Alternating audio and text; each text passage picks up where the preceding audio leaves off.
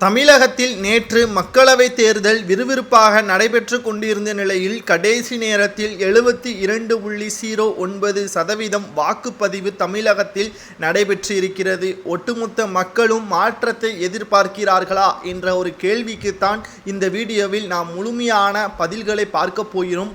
நேற்று நடைபெற்ற மக்களவைத் தேர்தலில் பல குளறுபடிகள் நடந்ததாகவும் திமுகவின் வேட்பாளர்களை கடைசி நேரத்தில் வெற்றியடை செய்வதற்காக பூத்களில் பணத்தை கொடுத்து திமுகவிற்கு ஆதரவு அளிக்க வேண்டும் என சில நிர்வாகிகள் பூத் பக்கத்திலேயே இருந்து கொண்டு பிரச்சனையில் ஈடுபட்டதும் நாம் பார்த்திருப்போம்.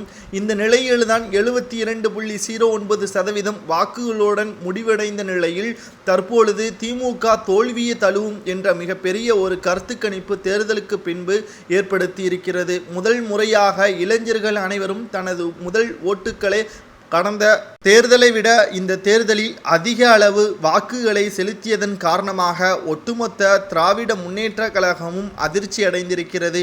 50 ஆண்டுகள் ஆட்சி செய்த திமுகவும் அதிமுகவும் வேண்டாம் என்பதற்கேற்பதான் இந்த கருத்து கணிப்புகளும் அமைந்திருக்கிறது.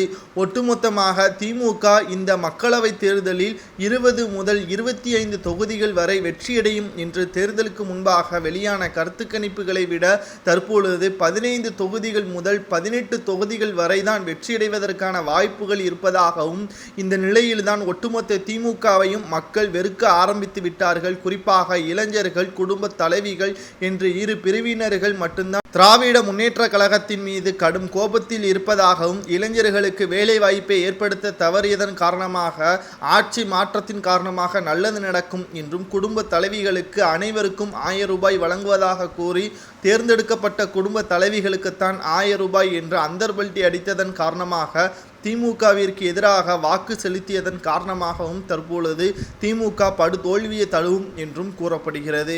கள்ளக்குறிச்சியில் அதிக அளவில் 75.67% வாக்குப்பதிவுகள் பதிவு செய்யப்பட்டு தமிழகத்தில் முதல் அதிக வாக்குப்பதிவு செய்யப்பட்ட தொகுதியாக தேர்வு செய்யப்பட்டு இருக்கிறது. இந்த நிலையில்தான் சென்னை சென்ட்ரல் கடைசியாக 67.35% வாக்கு சதவீதம் பெற்று கடைசியாக வாக்குப்பதிவு செய்யப்பட்ட மிக குறைந்த தொகுதி என்றும் கணக்கீடு செய்யப்பட்டிருக்கிறது.